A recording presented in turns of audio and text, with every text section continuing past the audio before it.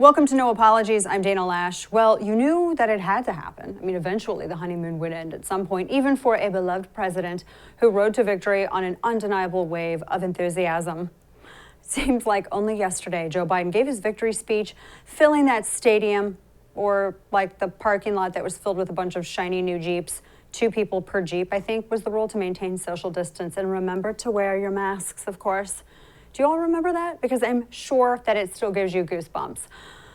Those were the good old days, right? When President Biden, like the Beatles, stormed America and got more votes for president than even Barack Obama. Now, that's probably because America's racist, but it's also because Joe Biden is a force of nature, a man with kinetic energy and a mind sharper than any Ginsu knife. Apologies for the appropriation. Take a look. This is President Biden recently with Don Lemon. Watch. Mm-hmm. You got the vaccination? Yeah. Are you okay? I mean, you seem, no, it works. Or or the mom and dad, or the neighbor, or when you go to church, or when you're, no, I really mean it. There are trusted interlocutors. Think of the people. If your kid wanted to find out whether or not there's a man on the moon, or whatever, something, or, whether those aliens are here or not, who are the people they talk to beyond the kids who love talking about it? They go to people they respect. Aliens? We go to aliens? I guess that's a good thing that we don't have to worry about his mental state like we did with Trump. I mean, we almost had to invoke the 25th Amendment, remember? But with Joe Biden, the most popular president in the country's history, we could finally relax, and we knew that we were going to return to normal. No more mean tweets, but instead a kinder, gentler, more normal America would return with Mr. Rogers at the helm. But then as fate would have it, and stuff happens, it always does, that dumb virus that Trump totally just didn't handle at all whatsoever, apparently, goes on vacation, gets busy, mutates, and comes back with all these new superpowers, like the ability to infect fully vaccinated people. And then you have that other oldster running around, Dr. Fauci, who tests on beagles cruelly and also acts like the sky is falling, recommending masking all over again. So if you're President Biden, Americans aren't going to like that. But you think, that's not your fault though, right? And then there's the border, with hundreds of thousands of people pouring over it with either the Alpha variant of the coronavirus or the Delta variant. And after criticizing Trump's border policy and the so-called detention facilities, right? Remember they said they were like concentration camps? The last thing that the Biden administration would want is like some Instagrammers out there, right? Taking photos of crying babies in cages. So Democrats loaded everyone on buses and planes and flying petri dishes, essentially. And who knows who was infected or not. I mean, the head of Greyhound said they weren't even allowed to ask who could be tested. And then just, transport them at taxpayer expense across America and dozens of different cities. Meanwhile, the Biden administration tells Americans that they have to mask their kids, and no matter, their risk profile, they have to get vaccinated. Increasingly against their will. Doesn't matter if you like it or not. And here's another thing that the bad orange man never had to deal with: inflation and shortages. Americans can't get basic stuff like lumber, for affordably, although those prices finally are going down. And when they can, it's way more expensive. It's a lot more expensive than it was a year ago. Gas is $1 more a gallon since Biden became president. Maybe he shouldn't have killed the Keystone Pipeline in order to appease those uppity green youngsters like AOC. The whole defund the police thing, that was a real disaster for them too, as we're seeing now with Missouri Representative Cori Bush. It just gets even better. And all of this is happening to Biden's presidency all at once. And guess what? Americans don't like it. They're restless, they're unhappy, and his approval numbers are plummeting, even though he received more votes than God, apparently. So all of these approval numbers, they are taking a massive, massive nosedive. So imagine the president wakes up, pours himself some coffee, flips on the state television over at CNN and sees that he already had the 3rd lowest approval rating of any president in U.S. history in his first 100 days, behind Harry Truman. And yes, don't say it, Donald Trump. Come on, man. But it's all too true. So what to do? I know maybe the Biden administration thinks that they could blame everything on one of the most popular governors in America and a candidate that looks increasingly formidable, maybe a potential presidential contender. So take a look. Here is President Biden calling out Florida Governor Ron DeSantis. Florida and Texas account for 1/3 of all new COVID-19 cases in the entire country. Just 2 states. Look, we need leadership from everyone. If some governors aren't willing to do the right thing to beat this pandemic, then they should allow businesses and universities who want to do the right thing to be able to do it. I say to these governors, please help. But if you aren't going to help, at least get out of the way. Notice that Biden said cases. He was talking about people who are testing positive. And do we have any data on how many of those individuals have the Alpha variant, how many have the Delta variant, how many are vaccinated, how many are unvaccinated? Do we know anything about any other underlying health issues? Do we have anything about what age group that these people are in? Do we know any other bit of information? Because I realize that when the media and the Biden administration get numbers like these, they like to immediately present them as a death sentence for those people who tested positive, and then fearmonger after that, right? So you have Joe Biden, who's focusing like a laser on Florida Governor Ron DeSantis, because Ron DeSantis is making him look highly incompetent. And Biden needs him to knock that off right now, especially right now, because his administration is coming undone in an absolutely spectacular fashion. They're finger pointing and arguing with the CDC. I mean, Florida's just way too free. And the freedom there is making the mask mandates and vax passes and shaming look pretty ugly and authoritarian. So they need Ron DeSantis to stop. Florida, quit it. They don't need people in Florida being all free right now. They don't need people talking about DeSantis maybe being in the White House instead of Joe Biden. Besides, America loves Joe Biden, right? Maybe they just forgot. But then what does Governor Ron DeSantis go and what does he go and do? He goes and says what he thinks, right? He apparently did not get the memo that you're not allowed to like push back against any of this misinformation, actual misinformation and garbage. So this is Ron DeSantis responding to Biden saying, get out of the way. Watch this. Biden, he rejects science because he denies the fact that people that recover from COVID have long-lasting immunity. And that's been proven time and time again, and the data is very clear. So his vision is, just like in New York City, restaurants should ban young kids from being able to go in because they're not eligible for vaccination, and law-abiding citizens have to produce proof of their medical records just to go to the gym or attend an event or just to participate in everyday society. He wants that, but yet if you want to vote, he thinks it's too much of a burden to show a picture ID when you're voting. So no voter ID, but have to show your medical papers just to be able to live in everyday life? Give me a break. And so I think the question is we can either have a free society or we can have a biomedical security state. And I can tell you, Florida, we're a free state. That's just one of a trillion sound bites that I've really appreciated coming out of Florida. That's how Biden says it just the past week. Now, if you're President Biden, that probably ruined your morning. I mean, imagine being all in your like feety jams, and then you have the Florida governor start talking about freedom and not wanting to live in a biomedical security state. Biomedical security states probably aren't so bad, Biden thinks. I mean, is he kind of living one in himself? I mean, wasn't he in his bunker for most of his candidacy? I think we only saw him right at the end, right? I mean, he was kind of under house arrest. I think he's done, well, it wasn't even really a State of the Union. Technically, he addressed a joint session of Congress, and that was about it. And he's always scripted, always. In any case, biomedical security states, maybe Democrats think they're not so bad, people like Joe Biden, but in Florida and just with voters in general, doesn't even matter the party affiliation. Nah, it's not flying anymore. So how do you tell America to get into the fetal position and hide from a virus that they're acclimating to, being proactive about and learning how to deal with, when Florida is giving you back talk, right? Like Corn Pop did back in that parking lot a long time ago. Remember the pool that he worked at that had a basement? I don't know. Maybe is he going to corn pop Ron DeSantis? Maybe he'll have to take him out behind the gym, right? Like he did in his mind. I don't know. Who knows? I don't even think he knows what he's talking about. But Ron DeSantis isn't Joe Biden's only problem, right? I mean, there's also that cowboy out in Texas, Governor Abbott, who just, he's also kind of going along with this line. He's talking about the border, though. So, yeah, the administration has a lot of baggage, and they've left the border completely, entirely wide open by allowing people who are testing positive, because remember, they were very concerned about positive tests with Florida. Well, we're dealing with this at the border as well. A virus that the Biden administration keeps telling the American people, we gotta shut down this virus. Well, you have people who are pouring across the border at record rates.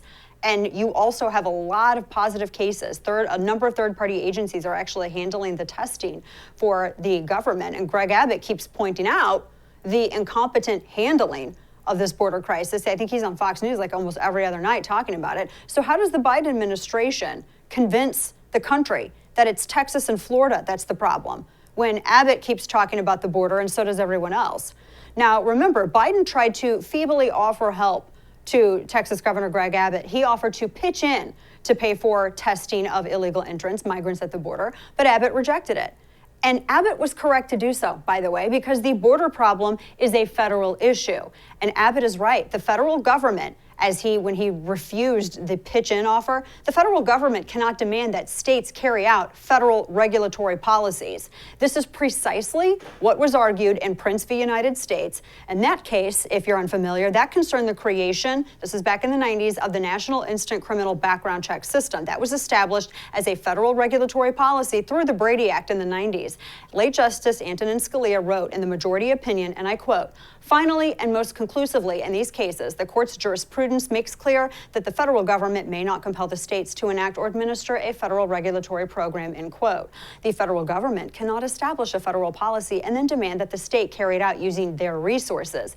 And as noted in Prince, this is considered a 10th Amendment violation. It's why many pro-Second Amendment groups objected to that particular portion of NICS back in 1998 when it went into effect, and I think it was signed in 93, and why the federal government operates NICS to this day. Now, ironically, the defense that a lot of these blue states are using, they're narrowly using it by citing Prince v. United States. These blue sanctuary cities and states, they're using it to defend access to DOJ grants. You remember this back in 2016, 2017, when President Trump said that he was going to withhold certain grants that went through the Department of Justice. And he was going to withhold these grants to these sanctuary cities, these blue states, unless they worked with Border Patrol to get rid of those individuals' deportation of criminal illegal entrants. Now, today, these same Democrats are pretending that they never actually invoked Prince v. United States as a way to defend against this, right?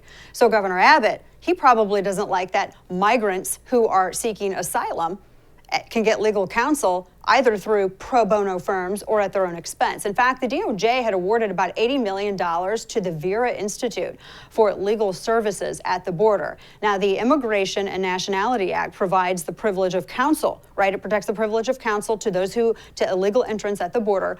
But the caveat of at no expense to the government, that has to be upheld, so that American citizen taxpayers are not footing the legal bills of people who violate the law by entering illegally. And by the way, the Heritage Foundation has a great write-up on this that you need to check out. So no wonder Texas Governor Greg Abbott is pushing back, because see, Biden's starting to now feel the bite on this from many elected Democrats at the border, not just Republicans. Democrats like Richard Cortez of Hidalgo County. This is in Texas. He complained about being completely overwhelmed by the surge of infected illegal entrants. And he said in a statement for the county, quote, "Ill-conceived policies by both the federal and state governments are beginning to have serious consequences on Hidalgo County. And I call on federal immigration officials to stop releasing infected migrants into our community," end quote. So that's Judge Richard Cortez, and I've disagreed with him publicly on a number of issues, but as a reminder, he's a Democrat, and he's saying this. Then you have Congressman Henry Cellular of Texas's 28th Congressional District. He's also a Democrat. He's been sounding the alarm for what's happening at the border, the COVID crisis, for months now with photo and video. By the way, so have many other Border Patrol agents, the majority of whom are Hispanic Americans. This is incredibly important to note because white Democrats in Maryland and in Washington, D.C. like to argue that it's racist to discuss the COVID crisis at the border, but yet they ignore how their policies disproportionately affect the very communities they claim to care so much about, but can't be bothered to leave their East Coast locales to visit themselves at the border. And they wonder why Biden's approval is plummeting. So it's only 6 months in, right? But I'm sure it feels like 6 years to Joe Biden. So where's Dr. Jill Biden with some aspirin and some oatmeal when you need her, right? Maybe Biden can pull up on this presidential nosedive. He can still shame people for being unvaccinated. He can still tell private companies to segregate people according to who's vaccinated and who isn't. And maybe if he plays his cards right, soon, those people won't even be able to participate in society fully. And so who will care about what they think anyways? And maybe if state TV, if CNN and MSNBC and the censorship syndicate of Facebook, Twitter, and Google, if they can do their jobs maybe a little better, then maybe they can make Governor Ron DeSantis in Florida look really bad. And that's the goal of the media hysteria over anything related to DeSantis, or Abbott really too, or any other red state governor who disregards mandates and vax passes and exaggerates the actions and cases of those governors while entirely ignoring Biden's own culpability for the border COVID crisis. My affiliate KURV in McAllen, Texas reported today that it looks like the health department is now including positive COVID cases of those people who are entering illegally with those of McAllen residents, thus inflating the transmission levels. Now think about this, if those cases climb too high, the media and DC, they will cite that as reason for mandates in that area. Biden needs DeSantis, and DeSantis is the heir apparent to head the GOP. Biden's long career as the Senate bully, that's not going to suffice anymore. He'll meet his match when it comes to pushback from DeSantis, and not only from DeSantis, but from voters as well. And it doesn't look like they're just Republicans anymore either. So the U.S. government response to the pandemic is posing fundamental civil liberties issues for Americans. My friend Harmeet Dhillon will join us next to discuss. Keep it here.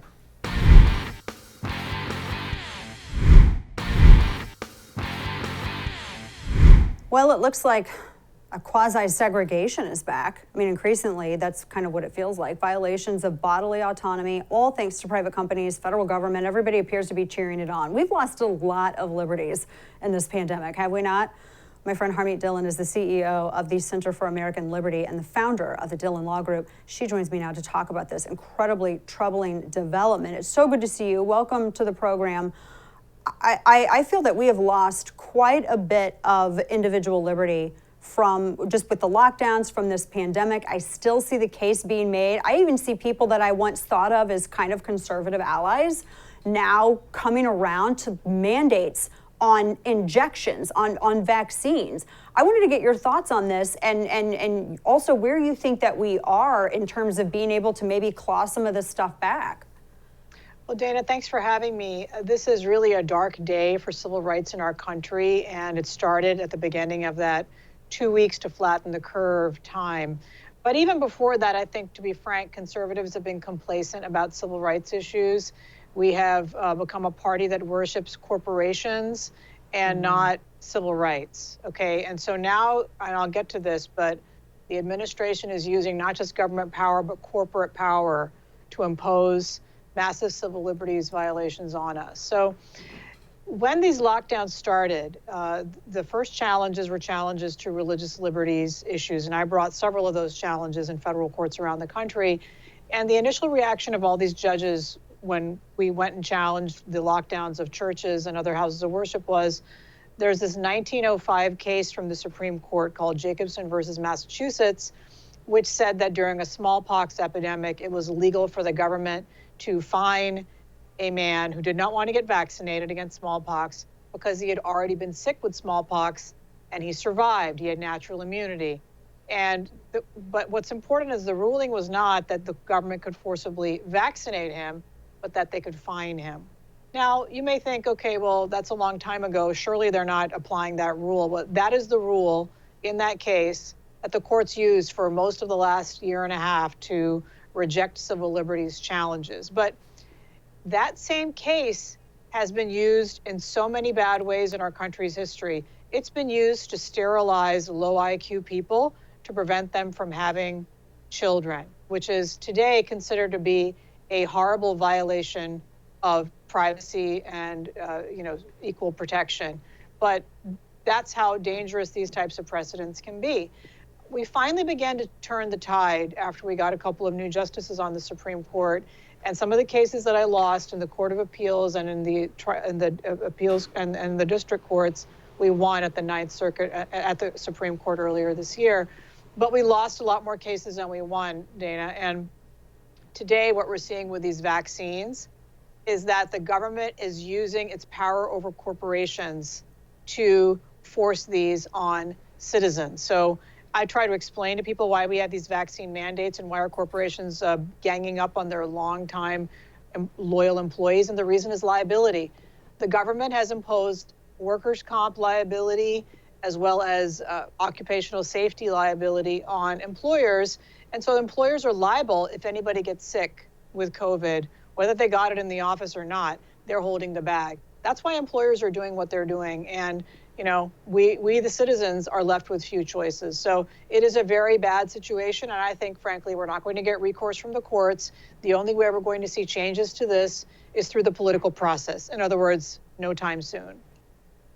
And I think, Harmeet, you answered a super important question as to why so many employers are choosing to do this. And of course, when you have the government that's dictating how workers' comp is going to be applicable in this situation, then yeah, it makes, I mean, they really are leaning on these companies and these corporations to do it, because they can't just really go, the Biden administration can't go out and say, oh, well, we're going to mandate, we're going to demand that you get this vaccine.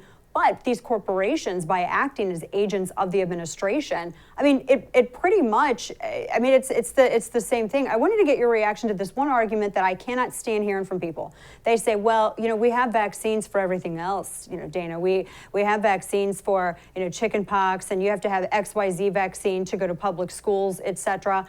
I think that that's a completely illogical argument, and I wanted to get your response on that, because this also is incredibly different, and it's almost like they're comparing two different, at least those vaccines have been out for a while. This is new, and they keep changing information on it all the time, and people are still getting infected. Your take? Right. Well, the history of the development of the polio vaccine and chickenpox and measles and rubella is many years and decades long, also with evidence of high degree of risk to children of those diseases in childhood and the communicable nature of those diseases. The opposite is true here with respect to this virus. The risk to children is virtually non-existent. There is risk to adults, teachers, particularly older ones. They may be medically vulnerable, and they should have the right to make their healthcare choices about this as well. But imposing this on everybody is crazy when this vaccine is not tested, and we do not know the long-term effects of it. And frankly, its efficacy is increasingly being called into question. And, you know, frankly, we would be in a much better situation in this country if the government weren't lying to people all day long and then contradicting itself.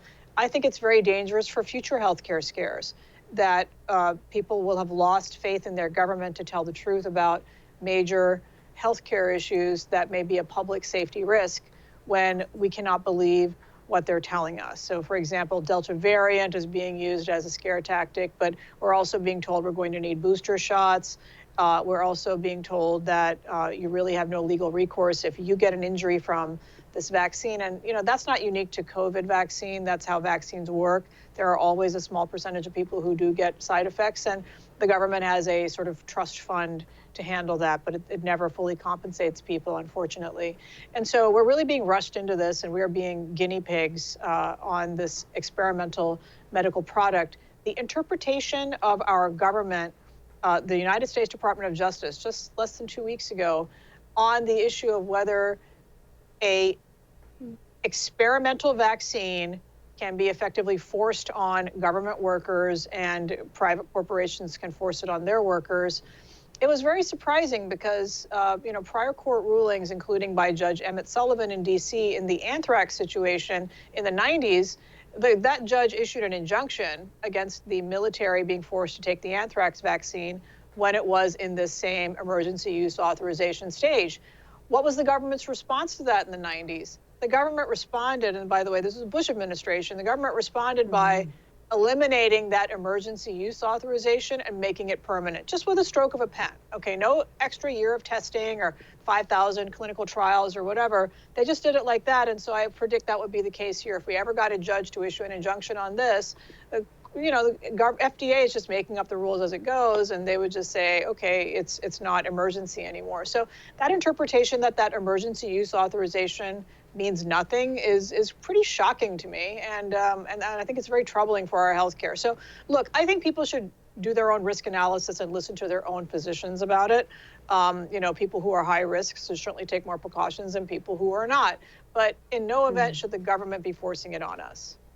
No, and it's scary, as you said, because I mean, there's no relief and liability if there is an injury that results from any kind of adverse reaction to this particular vaccine.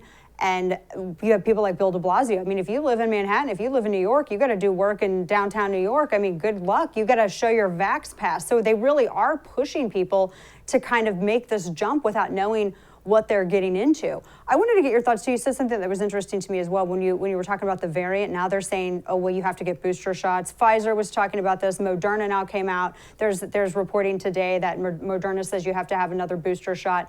When it comes to getting transparent and transparency from the government and correct data, for the life of me, Harmeet, I can't understand how it is that we aren't doing genome sequencing for booster shots. If one shot is for the alpha variant, and then we're told that if you get 2 shots, it's for the alpha, and then the third is how they haven't explained this. But if you talk about it or you ask questions about it, you get your Twitter account suspended, you're kicked off of Facebook, your YouTube account is shut down. But yet there's nothing about this on the CDC website that addresses this. So the digital public square people are also being shut down. I wanted to get your thoughts on this. You've talked about this a lot, and I appreciate your perspective on it. But I mean, what's wrong with people asking questions, especially on something like that? There's nothing wrong with it. And, you know, frankly, I think a lot of our public policy debacle with respect to COVID, it dates back to the Trump administration, Dr. Fauci, and it's continuing now. It starts with a lie. It starts with the fact that I think our government has tried to cover up the fact that the government funded this gain-of-function research in China, which is not our friend. And, you know, my God, it escaped from the lab. It's like, you know, Frankenstein horror story. And now, you know, a series of lies has been told to make a lot of explanations and throw smoke and what have you. I think we should face what happened and deal with it, and then we can assign blame later on. But when you can't trust your government to give you straight answers, and in fact, the government policies seem to be dictated by big pharma profits in a way, I think it is so dangerous for public health in general. I'm not a public health expert, but I'm a person with common sense, and you know, I'm generally a person who likes to obey the law and is used to trusting that people who I elect to keep me safe are generally doing that, whatever party they're in. But I think we've really lost all of that trust here, and so yes, it makes no sense. And frankly, you know, the whole smoke job that's happening is relying on the ignorance of the average American voter about science. And so, you know, people frankly don't understand a lot of these issues. We don't bother to teach that in our schools, and people are afraid of science. They just trust what people in authority give them, which is really scary. So coming to the point of the First Amendment is there for citizens to be able to criticize the government, corporations, and powerful people. And look, when censorship happens on social media by itself, I don't think that's the government. I have different problems with it. I don't think that these companies should be shielded from liability like they are, but that's not the government. But what we have in this situation, as well as in the recent voting situation in 2020, is we have direct evidence of the government working with these social media companies to censor private speech critical of the government. In fact, I have a lawsuit on this. It's O'Handley versus Padilla and Twitter and others regarding California Secretary of State censoring our client, nicknamed DC Drano. He's a lawyer, Rogan O'Handley, who put out several, I think, fairly moderate and critical posts about the shoddy nature in which the election was run. Not, you know, questioning the outcome per se, but saying, hey, you know, maybe we should have an audit. He was censored permanently with the direct hand-in-hand collusion of the government. So when you have that government working with the private sector, you have a civil rights conspiracy under the federal civil rights laws. So we are suing for that. That is happening now with vaccines. They're telling us, this isn't secret.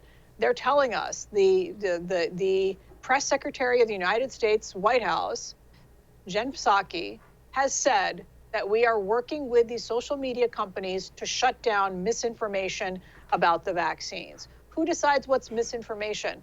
I guess the government does, which is changing its tune every day. So that is a First Amendment problem, 100%, and I hope other people step forward to challenge it. I hope so too. Well, we appreciate that you are, Harmeet Dhillon. Enjoy your perspective on social. I follow it, I see it on social, and we're glad that you're taking on this fight. Good to see you. Thanks so much for joining us on this. Thanks for having me. Of course. All right, folks, a congressional report is saying kind of what people were sort of figuring out already, that scientists at the Wuhan Institute of Virology, they're being accused of genetically manipulating the coronavirus. Now up next, Congressman McCaul.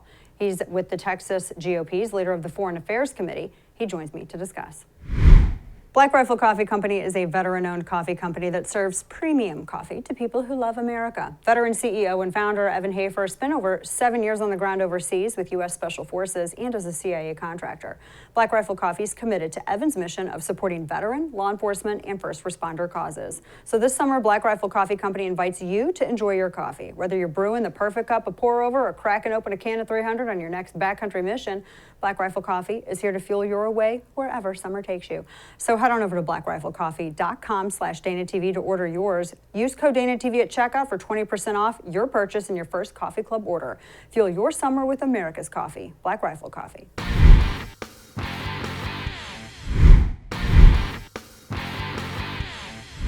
According to a new congressional report, Wuhan scientists at the Institute of Virology genetically manipulated the coronavirus under unsafe conditions. Now, this, of course, adds fuel to the theory that the pandemic was caused by a lab leak. Congressman McCaul is the ranking member, the GOP leader of the Foreign Affairs Committee. He joins me now to break down these findings from this bombshell report and what is going to be the solution to this. There are calls from either holding China accountable or even overhauling the World Health Organization. Congressman, it's good to see you. Thanks so much for joining me on this. Oh, thanks so much for having me. Appreciate it. Of course. Tell me about the findings. Let's break this down. What were the findings that the committee discovered in compiling this report? We'll start there, because I would imagine, the lab leak theory, this was considered kind of conspiracy stuff a year ago. Not anymore. Yes, not anymore. What we found was the extent of the cover-up was massive. We think that the outbreak was occurring probably in September. And you see basically the database for the genetic sequencing being taken offline, and an attempt, I think, to cover up what was going on at the time. The actual Wuhan Lab director had warned about safety conditions, Chinese CDC, our own State Department cables. And then you have the head of the PLA military who's in charge of Chem Bio coming in and taking over the lab facility itself. Then there's in October, a world military game that takes place. 9,000 athletes come in.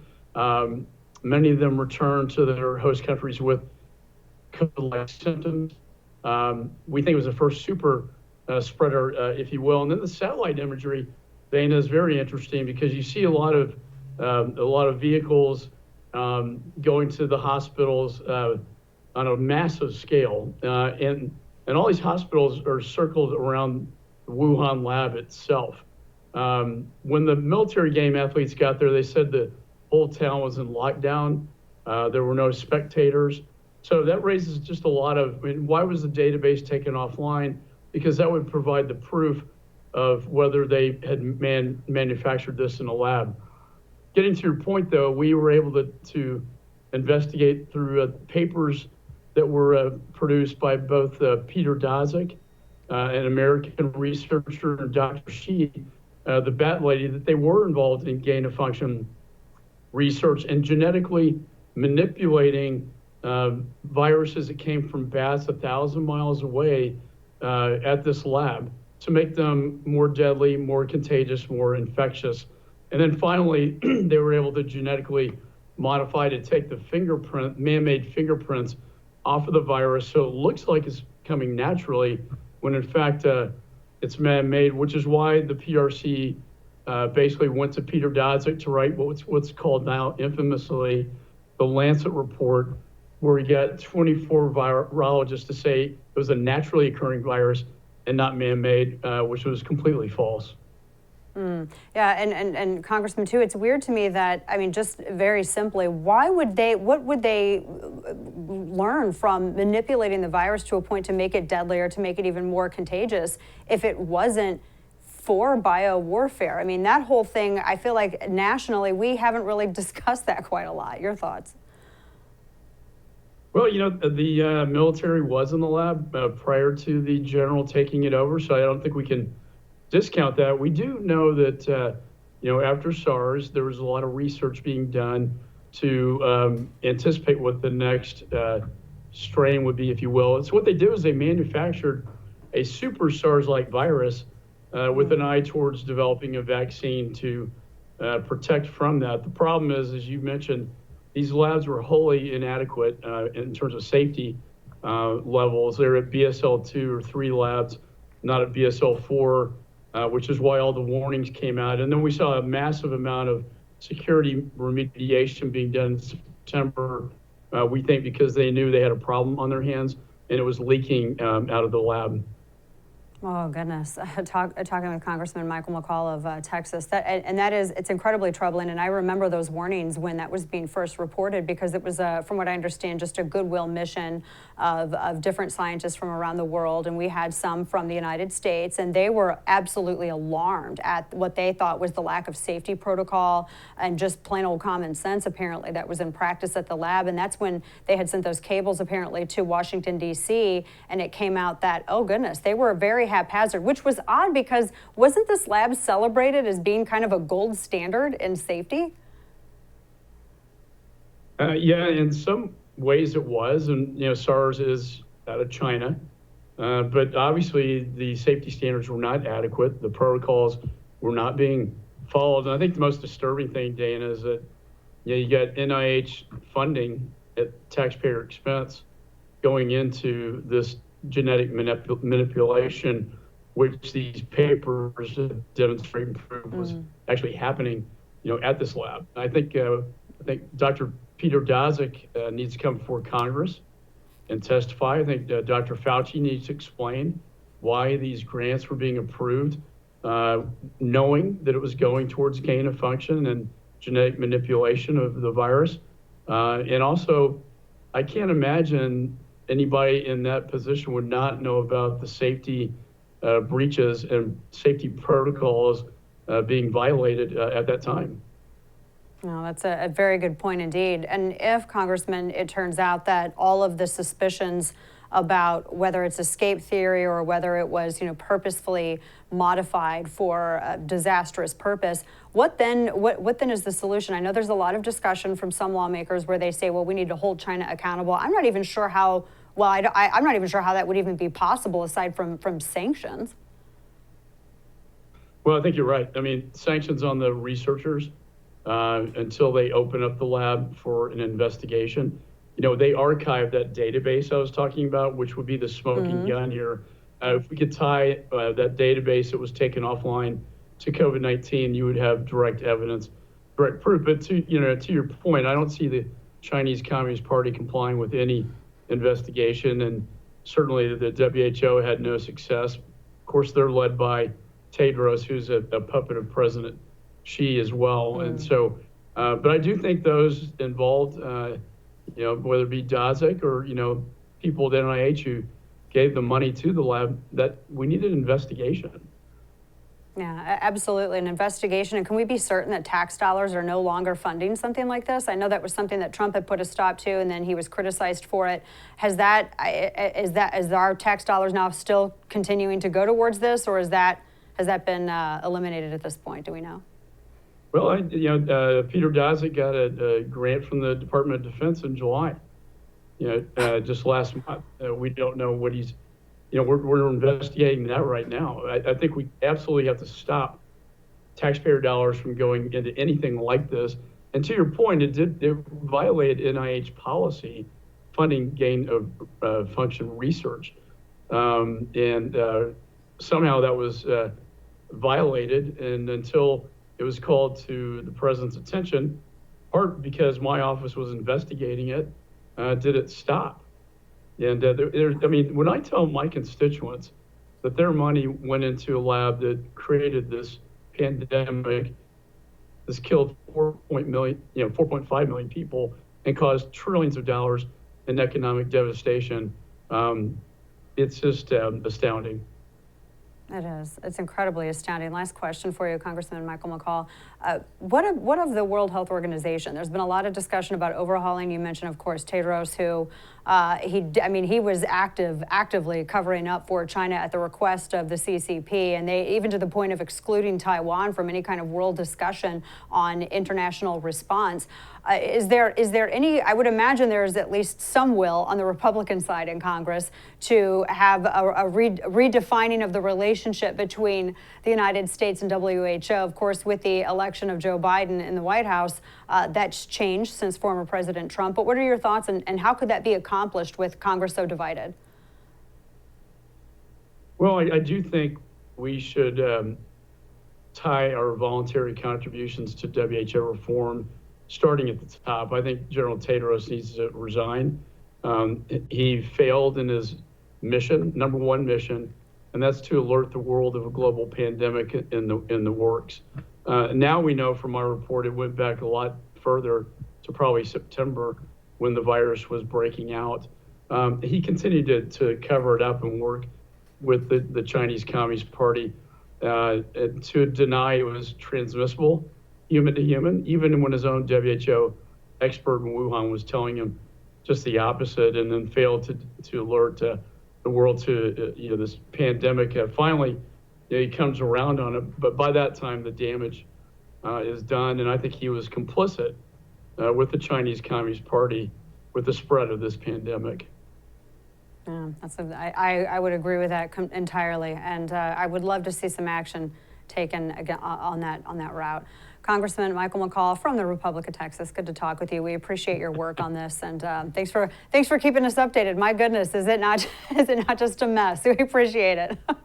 It is, Dana, and thanks for covering the story. I appreciate it. And I have to say we've had some retaliation from the Chinese Communist Party. The foreign minister came out blasting this report, and me personally.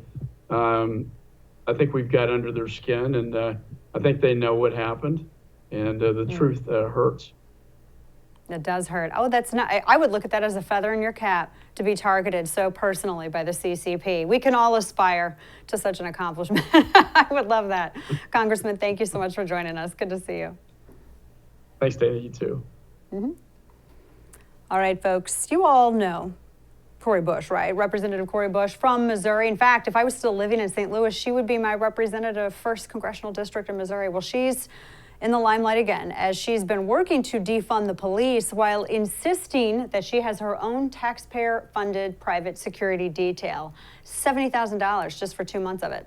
It's a little confusing. It's super contradictory and hypocritical. We'll explain. Keep it here.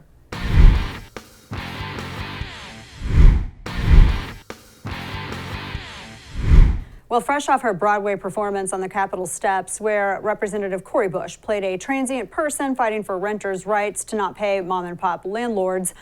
Yes, fresh off that performative genius, Congresswoman Cori Bush is at it again. Like someone receiving an Oscar who keeps on talking and just won't exit the stage. They keep playing the music louder.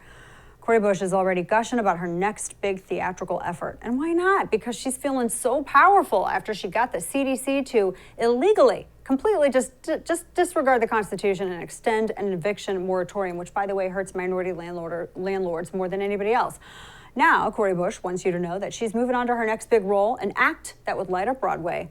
If Broadway, I don't know, if Broadway, actually, if you could even get in to go see anything at Broadway, now you have to have a Vax Pass. Her newest show is called Defund the Police, and she's been talking about this for quite some time. Listen to her incredibly inspiring, if not totally confusing speech about how she's going to continue to fight for your right to have no police protection. I'm going to make sure I have security because I know I have had attempts on my life and I have too much work to do. There are too many people that need help right now for me to allow that. So if I end up spending $200,000, if I spend $10 more on it, you know what? I get to be here to do the work. So suck it up, and defunding the police has to happen. We need to defund the police and put that money into social safety net. It's like watching Heathers, the congressional version. Suck it up. Except that was actually lick it up was the phrase, but still, same thing. Now, I know you're probably confused. You're thinking, why does Cori Bush want me to have no police protection, but she gets a private security team at the cost of hundreds of thousands of dollars? Suck it up, Buttercup. Quit asking. By the way, that's all taxpayer dollars. That's not just like her fund money. That's all your money. The reason that Cori Bush gets a personal security team and yet you don't get one is she's way more special than you are, better than you are, and she has like actual work to do, unlike you. You know how tiring it is to dress up like a hobo and fake cry on the steps of the Capitol? I mean, she's a star. She's super important. She's in government. And government stars have bodyguards because government stars have fans. And some of them have enemies too. So, I don't know, Cori Bush has to have protection, super expensive protection. Protection that costs $70,000 for 2 months. And it needs to be paid for by you. You owe her that. She has so much more work to do to get more people like not protected by police that she won't fund. And also that you can't protect yourself either because she also doesn't want you to have guns, but that's a whole other topic.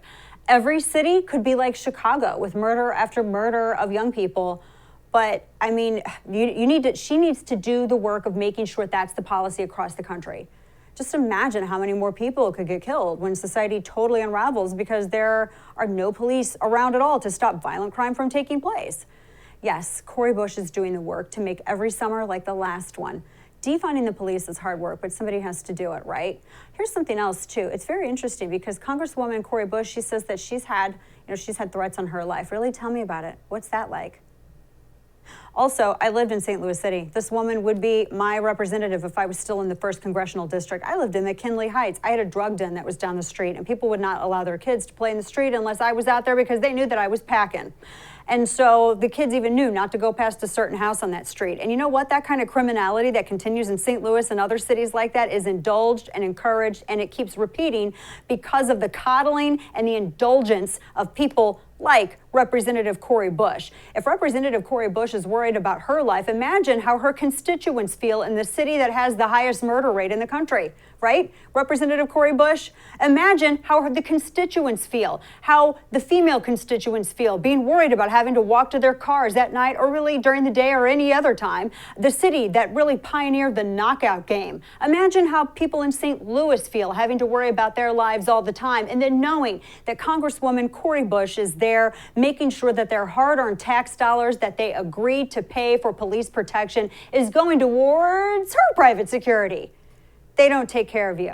And they're also not going to answer the phone if you call.